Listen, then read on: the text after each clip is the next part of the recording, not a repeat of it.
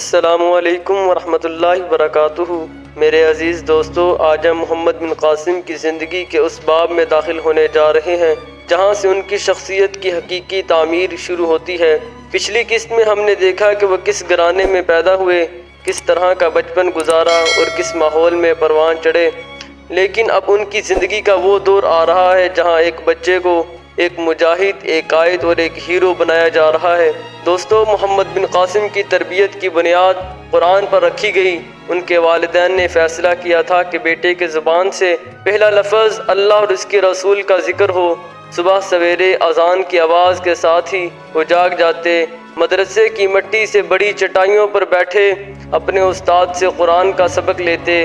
استاد محترم اکثر کہتے، یہ بچہ الفاظ کو صرف دہراتا نہیں بلکہ سمجھنے کی کوشش کرتا ہے، اس کی آنکھوں میں علم کی پیاس ہے۔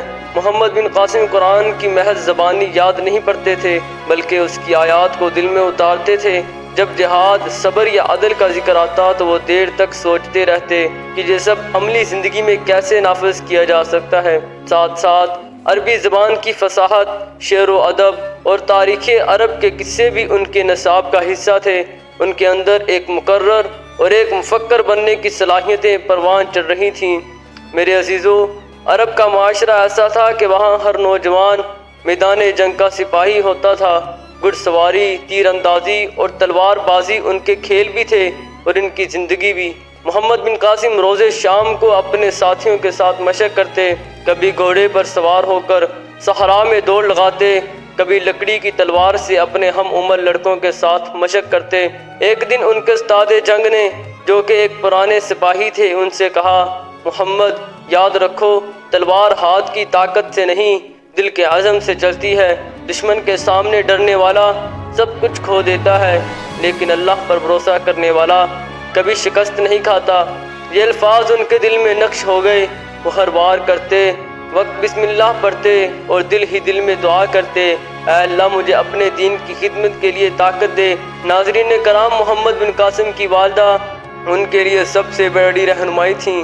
جب وہ شام کو تھکے ہوئے گھر لوٹتے تو والدہ ان کے کپڑوں سے دھلے جارتی اور کہتی، بیٹا، تمہاری یہ محنت ایک دن اسلام کی عظمت بنے گی۔ ان کی والدہ اکثر رات کو تہجد میں دعا کرتی تھیں، اے اللہ میرے بیٹے کو دین کی خدمت کے لیے قبول فرما، اسے لوگوں کا سہارا بنا، اسے ظلم کے اندھیروں میں روشنی بنا دے۔ ان دعاؤں کا اثر تھا کہ محمد بن قاسم کے دل میں بچپن ہی سے دین کی خدمت کا جذبہ اور دوسروں کے لیے درد پیدا ہوا۔ دوستو، محمد بن قاسم کی شخصیت میں کئی خوبیاں ایک ساتھ جمع ہو رہی تھیں۔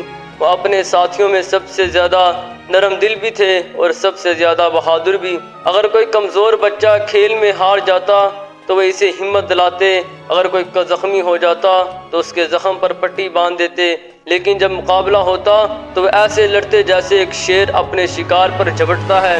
اساتذہ اکثر حیرت سے کہتے، یہ بچہ قائد ہے، یہ محض ایک سپاہی نہیں بنے گا بلکہ لوگوں کی قیادت کرے گا۔ میرے عزیزو، محمد بن قاسم کی زندگی میں آسان نہیں رہی۔ ان کے بچپن کے دور میں عرب میں سیاسی ہلچل تھی، خاندانوں کے درمیان لڑائیاں، حکومتوں کے اندر تبدیلیاں اور دشمنوں کے حملے ایک عام بات تھی۔ محمد بن قاسم نے یہ سب اپنی آنکھوں سے دیکھا۔ وہ جان گئے کہ اگر قوم کو مضبوط ہونا ہے تو صرف بہادری نہیں بلکہ عدل، علم اور ایمان بھی ضروری ہے۔ کبھی کبھی وسائل کی کمی بھی آتی، ہتھیار سب کے پاس نہ تھے، لیکن وہ لکڑی کی تلوار سے مشق کرتے۔ کبھی گھوڑا میسر نہ ہوتا تو ننگے پاؤں دوڑ لگاتے تاکہ اپنے جسم کو مضبوط بنا سکیں۔ میرے ناظرین، محمد بن قاسم کی دل کی سب سے بڑی طاقت اللہ پر بھروسہ تھا۔ وہ کم عمری سے ہی تہجد کے عادی بن گئے۔ جب سے سو جاتے وہ چپکے سے بستر سے اٹھ کر وضو کرتے اور اللہ کے حضور سجدہ ریز ہو جاتے۔ ان کی دعائیں بڑی سادہ لیکن بڑی گہری ہوتی، اے اللہ مجھے اپنی راہ کا سپاہی بنا دے، اے اللہ مجھے اپنے دین کے لیے قربان ہونے والا بنا دے۔ یہی روحانی قوت کے بعد ان کے ہر قدم کی رہنمائی بنی۔ دوستو، جب محمد بن قاسم کی عمر 15 سال ہوئی تو وہ ایک مکمل نوجوان مجاہد کے طور پر تیار تھے۔ ان کے جسم میں طاقت، دل میں ایمان اور دماغ میں حکمت تھی۔ ان کی گفتگو میں وہ وقار تھا جو بڑوں کو حیران کر دیتا۔ ان کی آنکھوں میں وہ روشنی تھی جو آنے والے وقت کے ہیروز میں ہوتی ہے۔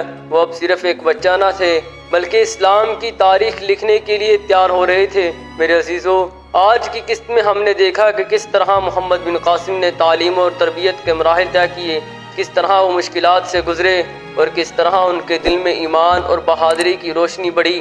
اگلی قسط میں ہم دیکھیں گے کہ جب یہ نوجوان عملی میدان میں اترتے ہیں تو کس طرح پہلی بار قیادت کی ذمہ داری سنبھالتے ہیں، وہ لمحہ جب وہ ایک کمانڈر کے طور پر سامنے آتے ہیں اور دشمن ان کے نام سے لڑزنے لگتا ہے۔ میرے ناظرین کرام، تیار رہیے کیونکہ اصل داستان اب شروع ہونے جا رہی ہے۔